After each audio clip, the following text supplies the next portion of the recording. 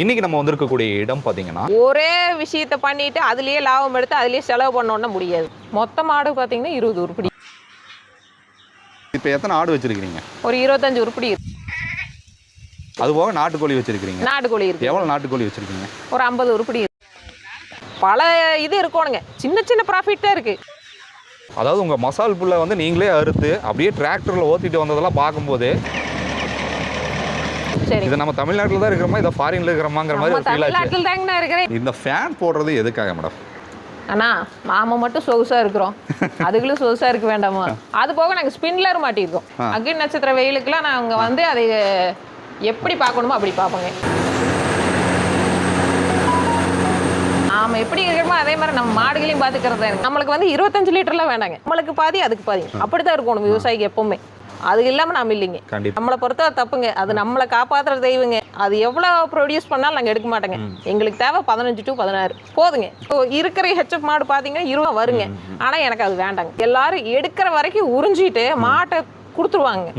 அது நம்மளுக்கு பிரயோஜனம் இல்லைங்க. அது எந்த செலவும் இல்லைங்கண்ணா. ஒரு கை வீசுறோம்ங்க. நம்மளுக்கு கோழி இல்லைங்கண்ணா ஒண்ணுமே பண்ண முடியாதுங்க. அது பாருங்க என்ன வர வரைக்கும் பாருங்க, எங்களுக்கு பறிச்சு அது ஹெல்ப் பண்ணிட்டு இருக்குதுங்க. எல்லாருமே முயற்சி பண்ணுவாங்க. நானும் வந்து ஐடியில் 4.5 வருஷம் ஒர்க் பண்ணிருந்தானுங்க. ஒரு நாள் ஒரு நாளைக்கு குறைஞ்சது 2000 வாங்கணுங்க. நீங்க அவங்ககிட்டையும் கடன் வாங்க முடியாது. விவசாயிகளோட நிலைமை இப்படிதான் போயிட்டு இருக்குது. மாட்டுல லாபம் இல்லைங்கிறாங்க. எந்த தொழில் நேஸ்ட் பண்ணணும், எல்லாம் பாலை கறந்த சாணிதான் மிச்சம், குடிக்கிற வாழுதான் மிச்சம். அதுதான் எல்லாரும் சொல்றாங்க. பால்காரருக்கு ஊத்திட்டு பால் விலை இல்லை, பால் இது இல்லைன்னா ஒன்றும் பண்ண முடியாது. சொல்லிக்கலாங்கண்ணா, ஐடிக்கு போறதுக்கு நான் இங்கே வேலை செஞ்சு சம்பாரிச்சுக்கிறேன் இல்லைங்க. அவ்வளோதாங்க. யார் என்ன சொன்னா இல்லைங்க, நம்ம வேலை நம்ம தொழில், நாம தான் ராஜா. யாரும் வந்து சொல்றதுக்கு இல்லை. இதுல யார் என்ன வேணா கமெண்ட் பண்ணிக்கிங்க. என்னோட தொழில் எனக்கு பிடிச்சிருக்குது, அவ்வளோதான்.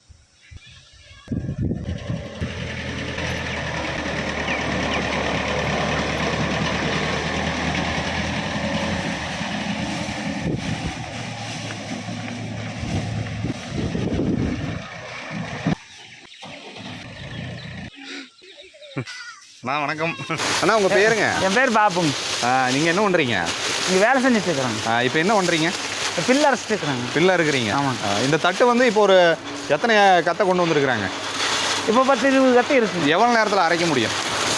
1 மணி நேரம். 1 மணி நேரத்தில் அரைச்சிடலாமா? ஓ,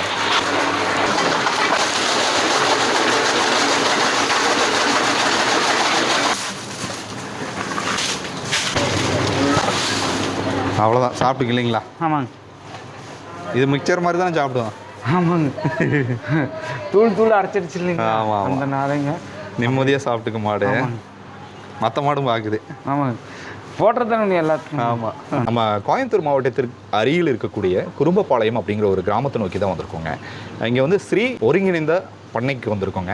இந்த ஃபார்மில் பார்த்தீங்கன்னா ஒரு மேடம் வந்து பிபிஎம் படிச்சிருக்காங்க. அவங்க வந்து பார்த்தீங்கன்னா இந்த ஃபார்மை வந்து பராமரிச்சுட்டு இருக்கக்கூடிய அந்த ஒரு மெத்தடு எப்படி ஒரு பட்டதாரி பெண்ணாக இருந்து இந்த ஒரு ஃபார்மை வந்து ரன் பண்ணிட்டு இருக்காங்க. இங்கே வந்து மாடுகள், ஆடுகள், கோழிகள் எல்லாம் வளர்த்துட்டு இருக்காங்க. இது எப்படி வளர்க்குறாங்க அப்படிங்கிறத கேட்டு தெரிஞ்சுக்கலாம். அம்மா வணக்கங்கம்மா. மேடம் வணக்கங்க. நல்லா இருக்கீங்களா? உங்க பேரு? நல்லா இருக்கேங்க மேடம். உங்க பேரு, உங்களை பற்றி ஒரு சிறிய அறிமுகத்தை பகிர்ந்துக்குங்க. என் பேர் திவ்யாங்க. இவங்க மாமியாருங்க. எங்க வீட்டுக்கார பேர் சம்பத்குமாருங்க. சரிங்க. இங்க புனைகொண்டபுதூர் குறும்பாளையத்தில் இருக்கு. ஓகே அம்மா, உங்க பேருங்கம்மா? கௌரி அம்மா. கௌரி அம்மா. அம்மாங்க வயசுங்க? வயசு 65. 65. சரிங்கம்மா. உங்களை பற்றி சொல்லுங்கம்மா. என்ன சொல்கிறோம், நாங்கள் தென்னை மரம் வச்சு எல்லாம் விவசாயம் பண்ணிட்டு இருக்கிறோம். மாடு கண்டு பார்த்துட்டு இருக்கிறாங்க பாப்பா அவங்க எல்லாம். ஓ சரிங்கம்மா. மேடம் சொல்லுங்கள் மேடம், நீங்கள் வந்து பிபிஎம் படிச்சிருக்கீங்க. சரி. படிச்சுட்டு இந்த ஒரு ஃபார்ம் வந்து ஆரம்பிக்கக்கூடிய அந்த ஆர்வம் எப்படி ஏற்பட்டுச்சு? எதனால் இந்த ஃபார்ம் வந்து ஸ்டார்ட் பண்ணீங்க அப்படிங்கிறத சொல்லுங்கள். முதல் வந்து நாங்கள் விவசாயம் பண்ணிட்டு இருந்தோங்க. இப்போ விவசாயம் தான் பண்ணிட்டு இருக்கிறேங்க. வீட்டுக்கார விவசாயம் ப்ளஸ் ரியல் எஸ்டேட் பண்ணிட்டு இருக்கிற அப்படிங்க. சரிங்க. அப்பப்போ வந்து அவர் இல்லாமல் இந்த ஃபார்ம் இல்லைங்க. அவரும் வந்து ஹெல்ப் பண்ணாமலாம் முடியாதுங்க. நாங்கள் முதல் வந்து பையனுக்காக பால் வேணுமே, இங்கே மாடு இருந்ததுங்க. அப்புறம் அது சில காரணங்களால் இல்லாமல் போச்சுங்க. அப்புறம் கொடுத்து விட்டாங்க. அதுலேருந்து ஆரம்பிச்சது தானுங்குதுங்க. நம்மக்கிட்ட இருக்கக்கூடிய மாடுகள் எல்லாமே ஹெச்எப் தான் இருக்குன்னு நினைக்கிறேன். மேக்ஸிமம் ஹெச்எப் தான். ஆமாங்க. எத்தனை மாடுகள் வச்சிருக்கீங்க? மாடு கறவை பார்த்தீங்கன்னா ஒரு 13 உருப்படி இருக்குதுங்க. மொத்த மாடு பார்த்தீங்கன்னா 20 உருப்படி. கன்றுக்குட்டிகளோட சேர்த்தீங்க. ஓகே. எவ்வளோ லிட்டர் பால் வந்து நீங்கள் ஹெச்எப் மாடுகள் எடுக்கிறீங்க? இளங்கறவையில் பார்த்தீங்கன்னா நம்மளுக்கு வந்து 25 லிட்டர்லாம் வேண்டாங்க. நம்ம அதிகமாக முட்டு வலி போட்டோம்னா மாடு ஓஞ்சு போகுங்க. நம்மளுக்கு தேவை ஒரு 15 to 18 லிட்டர் இருந்தால் போதும். அதே நம்மளுக்கு அது அதிகம் தானே. மாடு நல்லா இருக்கும் ப்ளஸ் நாமளும் நல்லா இருக்கும். அப்படித்தான் பார்க்கணுங்க. ஒரு மாடு ஆவரேஜாக குறைஞ்சது ஒரு 16 படி. அதாவது அதிகமான தீவனத்தை கொடுத்து அந்த மாடை வந்து சிறு வயதிலேயே நம்ம வந்து அதாவது பார்த்தீங்கன்னா மித்த ஃபேமிலியில் பார்த்தீங்கன்னா ஃபீடு அது இதுன்னு போட்டு முடிஞ்ச அளவு பால் எவ்வளோ கறந்து இழுக்க முடியுமோ இழுத்து வீசிடுவாங்க. ஆனா நம்ம ஃபார்ம்ல பாத்தீங்கன்னா இப்ப அந்த மாட்டுக்கு பாத்தீங்கன்னா 10 ஈத்தாச்சு சொன்னா நம்ப முடியுங்களா? நான் வந்து என்னங்கன்னா போடுற அளவு போடுறோமுங்க, அளவா போடல. நம்மளுக்கு பாதி அதுக்கு பாதி, அப்படித்தான் இருக்கணும் விவசாயிக்கு எப்பவுமே.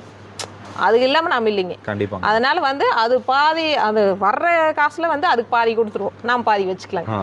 அவ்வளோதான் மெத்தேடு. இதுதான் மெத்தேடு. ஆனால் நீங்கள் மற்ற ஃபார்முக்கு எல்லா இடத்துலையும் நான் அணுகியிருக்கேங்க. அவங்க சொல்லக்கூடிய ஒரு விதம் என்னன்னா, மாடுகிட்ட எவ்வளோ வேணாலும் நாங்கள் பால் வருதோ அவ்வளோ நாங்கள் எடுத்துருவோம்னு சொல்லுவாங்க. ஆனால் நீங்கள் அது நம்மளை பொறுத்த தப்புங்க, அது நம்மளை காப்பாற்றுற தெய்வங்க. அதனால நாங்கள் எங்களோட இதுங்க மித்தவி ஃபார்ம், அது அவங்களோட பிஸ்னஸ், அது இல்லாமல் தலையிடக்கூடாதுங்க. எங்களோட இதை பார்த்தீங்களா, இது தெய்வம் மாதிரிங்க. அதனால நாங்கள் எப்படிங்கன்னா இது நல்லா இருந்தால் தான் நாம் நல்லா இருக்க முடியுங்க. அதனால நாங்கள் வந்து அது எவ்வளோ ப்ரொடியூஸ் பண்ணாலும் நாங்கள் எடுக்க மாட்டோங்க. எங்களுக்கு தேவை 15 to 16 போதுங்க. எவ்வளோ பெரிய மாடாக 8 லிட்டர், மாலை ஒரு 8 லிட்டர், அதுக்கு மேலே எடுக்க மாட்டேங்க. போதுங்க மேடம். அப்போ மடி கட்டிடுவோம்ல மேடம்? அதுக்கேற்ற மாதிரி தான் நாங்கள் முட்டு வலி கொடுப்போங்க. ரொம்ப முட்டு வலி கொடுத்தீங்கன்னா தான் உங்களுக்கு வந்து ஈல்டு ஜாஸ்தியாக வருங்க. நம்ம அதுக்கு ஏற்ற மாதிரி அளவா கொடுத்தோம்னா அளவா ப்ரொடியூஸ் பண்ண போதுங்க நம்மளுக்கு. இப்போ ஒரு ஹெச்எஃப் மாடு இருக்குன்னா அது வந்து இப்போ இருக்கிற ஹெச்எஃப் மாடு பார்த்தீங்க சரிங்க 20 லிட்டர் சாதாரணமாக வருங்க. ஆனால் எனக்கு அது வேண்டாங்க, அளவா போதுங்க. ஏன்னா மாடு வந்து நம்ம வந்து சும்மா மாத்திட்டே இருந்தோம்னா வைங்க, நம்ம பண்ற தப்பே பார்த்தீங்கன்னா முக்கால்வாசி எல்லாரும் எடுக்கிற வரைக்கும் உறிஞ்சிட்டு மாட்டை கொடுத்துருவாங்க. அது நம்மளுக்கு பிரயோஜனம் இல்லைங்க. நம்ம வந்து அந்த மாட்டை வச்சு அதுலேருந்து ஜீனுகளை எடுத்து நாம் வச்சா அதுலேருந்து பெருக்கிறது தான் உண்டுங்க. நம்ம சும்மா மாற்றி மாடுகளை வாங்கிட்டு இருந்தோம்னா அது எவ்வளோ கறக்குன்னு நம்மளுக்கு எப்படி தெரியுங்க? இன்னொரு மாடு வாங்க போகிறோமுங்க, அது எவ்வளோ கறக்குன்னு தெரியுங்களா? தெரியாதுங்க. இப்போ நம்ம ஒரு மாடு வச்சிருக்கிறோம்னா ஒரு 17 வடி கறக்குதுன்னா அந்த இதுலேருந்து ஜீன் எடுத்து இப்போ நான் பெருக்கி இருக்கிறேனுங்க. அதிகமாலாம் வாங்க கிடையாதுங்க. இப்போ ஒரு ஆசைக்கு ஒரு 2 மாடு வாங்கினதுங்க, அப்படியே கண்ணுக்குட்டிகள் வச்சு பெருக்கிறது. இப்போ அந்த கண்ணுக்குட்டிகள இருக்குதுங்க. இப்போ அதில் தான் சினையாக தான் இருக்குது. அதாவது நீங்கள் வெளியே மாடுகளை வாங்கலை, நீங்கள் முதல்ல வாங்கின கன்றுல இருந்து நீங்கள் பெருக்கி எடுத்துட்டு இருக்கிறீங்க. எவ்வளோ லிட்டர் பால் வந்து ஒரு நாளைக்கு எடுக்கிறீங்க மேடம்? குறைஞ்சபட்சங்க ஒரு 120ங்க. 120. 13 மாடுகள் கறவையில் இருக்கு? இல்லைங்க 13 மாடு வந்து கறவை இருந்து என்ன 120 தான் எடுக்கிறாங்களா அப்படின்னு கேட்பாங்க. அதுல சினையும் இருக்குங்க, பாதி சினையும் இருக்கு, கறவை நிறுத்தினதும் இருக்கு, அதெல்லாமே இருக்குதுங்க. ஆவரேஜா பாத்தீங்கன்னா குறைஞ்சது 100 to 120. இப்போ ஹெச்எஃப் மாடுகளுங்கும் போது எனக்கு தெரிஞ்ச 10 ஈத்து வச்சிருக்கீங்கிறது பெரிய விஷயம். நான் இது வரைக்கும் கேள்விப்படவே இல்லை. ஒரு 5ல இருந்து ஒரு 6 ஈத்து வரைக்கும் வச்சிருப்பாங்க. அந்த 10 ஈத்து வரைக்கும் வச்சிருக்கீங்கன்னா இப்போ அதே 6 ஈத்தாச்சுங்க இந்த முன்னாடி இருக்கிற மாடுங்க. சரிங்க மேடம். என்னங்கன்னா நம்ம அளவு பொறுத்துங்க இருக்குது, மாறுபடுது. அளவை பொறுத்து நம்ம எப்படி நம்ம மனுஷர்கள் எப்படி நம்ம பக்குவமா வச்சு பாதுகாத்துருக்கோம் அதே மாதிரி தாங்க இதுகளும். நம்ம எப்படி பாதுகாக்கிறோமோ அது மாதிரி அதுகளும் இருக்குங்க. இது வந்து 6 ஈத்தாச்சுங்க, 16 வடி கறக்குங்க, அதுக்கு மீறி கறக்குங்க. ஆனா நாங்க எடுக்கிறது இல்லைங்க. இப்போ வந்து கொஞ்சம் எலும்பு தோளமா இருக்குதுன்னு பார்க்க வேண்டாங்க, ஒன்னும் மேவு ஓடல, தண்ணி வைக்கல, இப்பதான் பால் கறந்துருக்குறோம். என்னடா இவிய நல்லா இருக்குன்னு சொல்றாங்க, எலும்பு தோளமா இருக்குது, இதெல்லாம் எங்க நல்லா இருக்குன்னு நான் நிறைய யூடியூப்ல பாத்துருக்கிறேன். அப்படியெல்லாம் நினைக்காதீங்க, இதுதான் யதார்த்தம். Okay okay. அப்படியே ஒவ்வொரு மாடுகளை பற்றி கொஞ்சம் சொல்ல முடியுங்களா? இது 10 ஈத்தாச்சுங்க மாடுங்க. இதே எனக்கு முதல் வந்த மாடுங்க. இதுல இருந்து தான் நாங்க எல்லாமே பெருக்கணும். என்னங்கன்னா நம்ம அது எவ்வளவு சாப்பிடுதுன்னு வச்சுட்டே இருந்தோம்னா பல பிரச்சனைகள் வருங்க. சிலர் பாத்தீங்கன்னா போறப்பெல்லாம் மேவு எடுத்து போடுவாங்க. ஆனா நாங்க அந்த முறை இல்லைங்க. 2 வேளை தான் மேவுங்க, 2 வேளை தான் தண்ணிங்க. அதாவது முதல் காலையில் மேவு போட்டுருவோம், பாலை கறந்தனே மேவு போட்டுருவோம். அப்புறம் இப்போ ஒரு 9-10 மணிங்கிற தண்ணி வைப்பேங்க, அதோட முடிஞ்சுதுங்க. அது வரைக்கும் அவை அசை போட்டு அமைதியாக இருக்க வேண்டியது தான். சும்மா போட்டுட்டே இருந்தோம்னா அது சாப்பிட்டே தான் இருக்குங்க. ஆசை போடாத பிரச்சனை வரும், செடிஞ்சுக்குன்னு சொல்லுவாங்க, அந்த பிரச்சனையெல்லாம் இருக்குதுங்க. அப்புறம் மடி நோய் வரும், நல்லா ஜீரணமாகாமல் நம்ம லிமிட்டுக்கு மேலே போட்டுகிட்டே இருந்தோம்னா மடி நோய் வருங்க. அந்த பிரச்சனையெல்லாம் தவிர்த்துக்கோன்னா அளவாக போட்டு அதுகளும் ரெஸ்ட் எடுக்கணும். அதனால் நாங்கள் அது வந்து 2 வேளை தாங்க மேவு. அதுக்குன்னு எல்லாரும் பாருமே மாட்டை இங்கே கூட இப்படி பண்ணுறாங்க அப்படி இல்லை, அது சாப்பிட்ற அளவுக்கு நாங்கள் கொடுத்துருவோம். சும்மாலாம் போட மாட்டேங்க. கண்டிப்பாக. இப்போ இந்த மாட்டில் இருந்து தான் நீங்கள் இத்தனை மாடுகளாக பெருக்கிருக்கீங்க. ஆமாங்க. ஆனால் 10 ஈத்தாயும் இந்த மாடு இன்னும் நீங்கள் வச்சுருக்கீங்க. ஆமாங்க. இப்போ இதனுடைய குட்டிகளில் இதனுடைய பேத்திகள்னு நம்ம வச்சுக்கலாம், கொள்ளு பேத்திகள்னே வச்சுக்கலாம். அந்த மாடு வந்து அதுக்கு ஈக்குவலாக தான் இந்த மாட்டுடைய பாலும் நீங்கள் கறக்குறீங்க. அது 16 லிட்டர் கறக்குதுன்னா இதுவும் 16 லிட்டர். இது 16 லிட்டர் கறக்குது, நான் பொய்யெல்லாம் சொல்ல மாட்டேன். இது வந்து ஒரு 12 லிட்டர் கறக்கும். 12ங்க. நம்ம எப்படின்னா செம்மண் பொறுத்து தானுங்க. நம்ம செம்மண் வந்து செலக்ஷன் பண்ணுறது பொறுத்து தான் இருக்குதுங்க. சரிங்க மேடம். ஹெச்எஃப்ஏ போட்டிருந்தோமா ஒரு எப்போவுமேங்க ஆடாகட்டும் மாடாகட்டும் ஒரு செம்மண் வந்து செலக்ட் பண்ணிட்டோம்னா அந்த மாட்டுக்கு ஒரே செம்மண் தான் யூஸ் பண்ணுவோம். இப்போ நீங்கள் ஹெச்எஃப் யூஸ் பண்ணுறீங்கன்னா அந்த ஹெச்எஃப் போடுறீங்க. இது வந்து 50% தான். இதில் வர்ற கண்டுக்குட்டி வந்து ஒரு 60-70% வரும். அப்போ அதுக்கு யூஸ் பண்ணையில் அப்போ ஒரு 80, அதுக்கு யூஸ் பண்ணையில் ஒரு 90, அந்த மாதிரி தான் கொண்டு போக முடியுங்க. அப்போ இன்ஜெக்ஷன் வந்து மாற்றி போடக்கூடாது. அந்த நீங்கள் சொன்ன நம்ம வந்து கரெக்டான செம்மண் மட்டும் யூஸ் பண்ணிட்டு இருக்கணும். அதே இன்ஜெக்ஷன் நம்ம பயன்படுத்தினா மட்டும்தான் அது. அதாவதுங்க அந்த இதோட இது வந்து ஒரு 60-70% தான் வருங்க. இதுக்கு நம்ம ஹெச்எஃப் யூஸ் பண்ணி வந்துடுறீங்களா, அந்த கண்ணுக்குட்டிக்கு ஹெச்எஃப் போடையில் அது ஒரு 70, அடுத்த இதுக்கு மாறுங்க. இப்போ நான் அதுக்கு உதாரணம் காமிக்கிறேங்க. அந்த கடைசி மாடுங்க, அந்த முதல் மாடு சொன்னது தெரியுங்களா, அதோட கண்ணுக்குட்டிங்க இது. அதோட கன்றுக்குட்டி தான் இது. இது செவலை சட்டைங்க, சரிங்களா. அது 12 லிட்டர் கறக்குன்னா இது 17 லிட்டர் கறக்கும். இது 17 கறக்கும். மாடு பார்த்தா சிறுசாக இருக்கும். எலும்பு கணம் வேணுங்க. மாட்டில் எப்பவுமே வந்து எலும்பு கணம் வேணும். நம்ம போனால் உருவம் பெருசாக இருக்குது அப்படின்லாம் பார்த்து பிடிக்கக்கூடாது. கரியாக இருக்குது அப்படின்லாம் பிடிக்கக்கூடாதுங்க. நல்ல எலும்பு கணம் இருக்குதா. இப்போ பார்த்தீங்கன்னா பின்னாடி பார்த்தீங்கன்னாலே தெரியும் உங்களுக்கு. இப்போ பார்த்தீங்கன்னாலே தெரியும், தெரியுதுங்களா? ஆமாங்க மேடம். ஆமாம், எலும்பு கணம் வேணுங்க மெயின். அது இருந்தால் தான் மாடு நல்லா இருக்குங்க. எலும்பு கணம் பார்த்து இது பண்ண முடியும். பின்னாடி நம்ம விக்கிலையும் நம்மளுக்கு ப்ராஃபிட்டாக இருக்குது. இது வந்து பார்த்தீங்கன்னா அந்த கண்ணுக்குட்டி தானுங்க. அதுக்கு போட்ட கண்ணுக்குட்டி வெளியே இருக்குதுங்க. இதுக்கு ஹெச்எஃப் தான் யூஸ் பண்ண, எல்லாத்துக்குமே ஹெச்எஃப் தான் யூஸ் பண்ணுவீங்க. அதோட கண்ணுக்குட்டி பார்த்தீங்கன்னா அங்கே இருக்குங்க. அது ஒரு 70%. அது அந்த வெள்ளையும் இதுவும் இருக்கு. அது மாடுகளுக்கு வந்து இப்போ ஃபேன் வச்சிருக்கீங்க பாத்தீங்களா மேடம்? ஆமாங்கண்ணா. இந்த ஃபேன் போடுறது எதுக்காக மேடம்? அண்ணா நாம மட்டும் சொகுசா இருக்கிறோம், அதுகளும் சொகுசா இருக்க வேண்டாமா? ஈ கடி இருக்கும், ஹீட் இருக்கும். அது போக நாங்கள் ஸ்பின்லர் மாட்டிருக்கோம். பார்த்தேங்க மேடம், ஸ்பின்லர் மாட்டிருக்கீங்க. மேலேயும் ஸ்பின்லர் இருக்கு. அது போட்டால் ஓடுங்களா? போடுங்க, போட்டு கட்டுறோம்.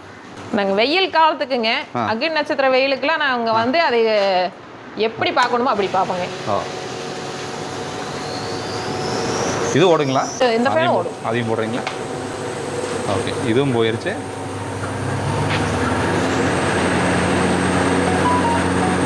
கூலிங்காகவே வச்சுக்கணும் இல்லைங்களா? கூலிங்காக இல்லைங்கண்ணா, நாம் எப்படி இருக்கிறோமோ அதே மாதிரி நம்ம மாடுகளையும் பார்த்துக்கிறது தானுங்க. ரொம்ப சூப்பராக வச்சுருக்கீங்க மேடம். சரி, வெயில் காலத்தில் அது ரொம்ப சிரமப்படுங்க. அக்னி நட்சத்திர வெயிலெல்லாம் பார்த்தீங்கன்னா ஹீட் இறங்கும். ஆமாங்க மேடம். அதனால அவங்கள வந்து எப்போவுமே நாங்கள் கொஞ்சம் கூலிங்காக வச்சுருப்பீங்க. மாடுகளுக்கு என்ன நோய்கள் இங்கே ஏற்படுதுங்க மேடம்?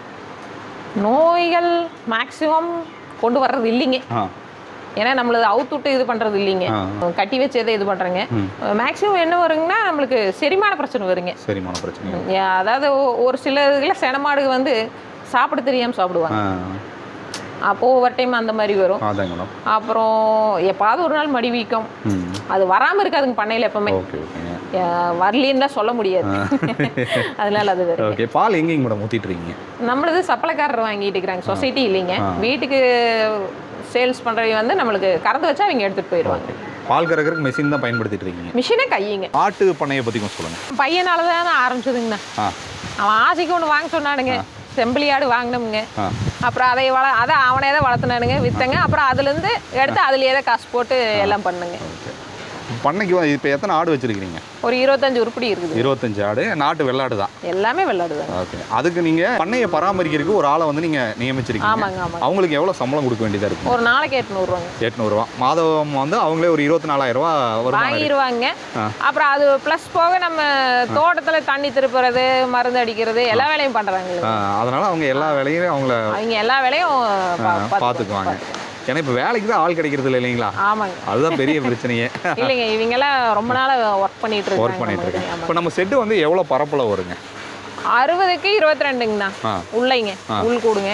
அப்புறம் அது போக ஆட் செட்டு தனியாங்க, உள்ள அடைக்கிறதுக்கு தனியாக வச்சிருக்கிறோமுங்க, தனியாக அந்த கடைசிங்க. ஓகேங்க. அப்புறம் இது வந்து பகலில் அடைக்கிறதுக்குங்க, காத்தோட்டமா எல்லாம் இதா இருக்கறதுக்கு. இது பகல்ல அடைக்கிறதுக்கு வச்சு. அது போக நாட்டுக்கோழி வச்சிருக்கீங்க? நாட்டுக்கோழி இருக்கு. எவ்வளவு நாட்டுக்கோழி வச்சிருக்கீங்க? ஒரு 50 உருப்படி இருக்கு. 50 உருப்படி. அதுக்கு எப்படிங்க மேடம்? அது பாட்டுக்கு அது எந்த செலவும் இல்லைங்க, சிரமங்க. அது போய் வெளியே மேய்ஞ்சிட்டு வருங்க, அதோட சரிங்க. அதுக்கு ஒரு 0% செலவு. பாருங்க, சாணத்துல கூட போய் புழுவை கொட்டி அது எதுக்குங்கன்னா அது நம்மளுக்கு ஹெல்ப் தான் பண்ணுதுங்க. இப்ப அப்படியே கொட்டி வச்சிருந்தீங்கன்னா அது பச்சையா தான் இருக்குங்க. இப்ப போய் அது கிளறி பாத்தீங்கன்னா எங்களுக்கு அப்படியே துதியா தான் இருக்குங்க, காஞ்சு போயிருக்குங்க. இத்தனை சாணியும் வந்து நம்மளுக்கு கோழி இல்லைங்கன்னா ஒண்ணுமே பண்ண முடியாதுங்க. போய் காட்டுல போய் இறைக்கிறதோ எதுவுமே பண்ண முடியாதுங்க. அது போய் பாருங்க மண்ணாட்டம் ஆகி கிடக்கு. அப்படியே சாணத்தை பார்க்கலாங்களா அண்ணா? வாங்கண்ணா வாங்க வாங்க, அது பற்றி ஏன் கூட வரணுங்க வாங்க. ஆமாம், இது சாணத்துக்கு வந்து நீங்கள் அப்படியே ஏகமாக பரப்பி விட்டுருக்கீங்க. ஏகமாக பரப்புறது இல்லைங்கன்னா கொட்டி கொட்டி இவ்வளோ ஆயிருக்குதுங்க. உனக்கு எடுக்கணுங்க, நாங்கள் உனக்கு எல்லாம் எடுத்து காட்டுக்கு போடணுங்க உரமா. அது பாருங்க என்ன வரைக்குது பாருங்க, பறிச்சு அது ஹெல்ப் பண்ணிட்டு இருக்குதுங்க. ஆமாம் ஆமாம். யூரின் எல்லாம் எங்கன்னா போகுது? அங்கே ஒரு தொட்டி இருக்குங்களா? தொட்டிக்கு போயிடும் இல்லைங்களா? ஓ, அப்படியே எல்லாத்துலேயும் ஒரு செட்டை இது பண்ணிட்டீங்கன்னா லைனாக போட்டுக்கலாம் இல்லைங்களா? காலையில் இதே வேலை தான், மாலையும் இதே வேலை தான்.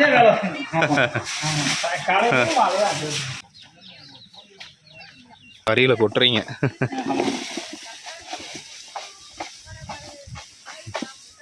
சின்ன பறி அதுக்கு கன்றுக்கு சின்ன பறி. ஆடு எவ்வளோ இருக்குங்கண்ணா? வெள்ளாடு 10 இருக்குங்க. மேய்க்கறிக்கு இப்போ கூட்டு போகிறீங்களா? எங்கண்ணா கூட்டு போவீங்க? இதுலேயே மேய்ச்சிருவீங்களா? ஆ, உங்களுக்கு எவ்வளோண்ணா சம்பளம்? 800 ஒரு நாளைக்கு 800 வாங்கலாண்ணா? மாத சம்பளங்களா வார சம்பளங்களா? வார சம்பளம். மேடம், இப்போ உங்கள் கூட ட்ராவல் பண்ணும்போது சில விஷயங்கள் நான் நோட் பண்ணேங்க. சரிங்க. நீங்கள் இப்போ வந்து படித்து விட்டு நிறைய பேர் வந்து வேலைக்கு போகணுன்னு தான் யோசிச்சுட்டு இருப்பாங்க. அப்படி இருக்கும்போது நீங்கள் அதாவது உங்கள் மசால் புல்லை வந்து நீங்களே அறுத்து அப்படியே டிராக்டரில் ஓட்டிட்டு வந்ததெல்லாம் பார்க்கும்போது இது நம்ம தமிழ்நாட்டில் தான் இருக்கிறோமா, இதை ஃபாரின்ல இருக்கிறோமாங்கிற மாதிரி ஒரு ஃபீல் ஆச்சு. தமிழ்நாட்டில் தாங்கண்ணா இருக்கிறேன். எல்லாருமே அவிய தொழில் பண்ணையில் எல்லாருமே முயற்சி பண்ணுவாங்க. நானும் வந்து ஐடியில் 4.5 வருஷம் ஒர்க் பண்ணுந்தானுங்க. அப்புறம் நம்மளுக்கு அந்த தொழிலை விட இது எத்தனையோ பெஸ்ட்டுங்க.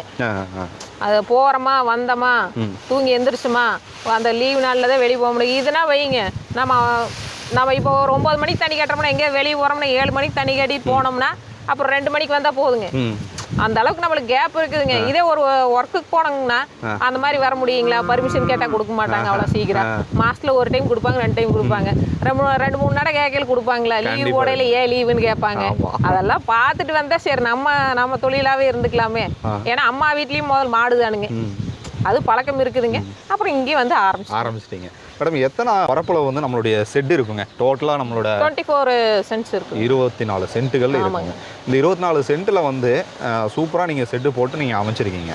இதோடைய மூளை யாருடைய மூளை? அது எங்கள் வீட்டுக்காரர் சாருடைய மூளை தான். வீட்டுக்காரர் எல்லாம் எதுவும் ஆகாது. அவர் அந்த ஸ்பின்லர் போடுறது, மேலே ஸ்பின்லர் போடுறது, அந்த வேலை எல்லாமே அவர் தாங்க. மாடு பராமரிக்கிறது மட்டும்தான் நாங்க. ஆள் இல்லைன்னா நாளைக்கு வந்திருந்தீங்கன்னா அவர் வேலை செஞ்சுட்டு சார் பண்ணிட்டு இருப்பார். அவர் பண்ணிட்டு இருப்பார். எப்படி டிராக்டர்லாம் ஓட்டி எப்படி பழகினீங்க? முயற்சி தானுங்க. நம்மளுக்கு மேவ வேணுங்க. இப்போ எங்கள் வீட்டுக்காரரே பார்த்துட்டு இருந்தோம்னா அவர் வேலையை பார்க்கணுங்க. நம்ம அவரை சொல்றதுக்கு இல்லை. அப்புறம் அவரு கொண்டு வந்து சேர்த்துல மணி 10 ஆயிரும். நம்ம மாடு கரெக்டான டைம்ல நம்ம ஃபீட் பண்ணணும், கரலா பண்ணணும். நாமளா முயற்சி எடுத்து பழகிறது தான். ஓகே. எவ்வளோங்க மேடம் மசால் புல் வந்து எவ்வளோ ஏக்கர் பயிரிட்டு இருக்கீங்க? இப்போ கணக்கு பார்த்தீங்கன்னா ஒரு 4.5 ஏக்கரா பண்ணிக்கிறோம். 4.5 ஏக்கர். இப்போ மசால் புல்ல மட்டும் இல்லைன்னா நம்ம மாடுகள் வளர்க்குறது ரொம்ப சிரமம் தான். கஷ்டம் தானுங்க. ஏன்னா இந்த காலத்தில் நீங்கள் மக்காச்சோளம் வாங்கி போட்டு நாங்கள் அதையெல்லாம் பண்ணி வைக்கிறோமுங்க. 2 மாதம் மேவில்லாத இதுலேயே எங்களுக்கு பத்தாதுங்க. வெய்ய காலம் வந்துச்சிங்கன்னா அதை போகத்தான் இப்போ ஒரு 2 ஏக்கரை எக்ஸ்டெண்ட் பண்ணிக்கிறோமுங்க. அது இல்லாமல் பார்த்தீங்கன்னா நம்ம மக்காச்சோளம் வாங்கினா ஒரு நாளைக்கு குறைஞ்சது 2000 வாங்கணுங்க. 2000 தேவைப்படும் இல்லைங்களா? ஆமாங்க. ரெடியா நம்ம 2000 வச்சிருந்தா தான் மக்காச்சோளம் வாங்க முடியுங்க. அவங்ககிட்டயும் கடன் வாங்க முடியாது. விவசாயிகளோட நிலைமை இப்படிதான் போயிட்டு இருக்குது.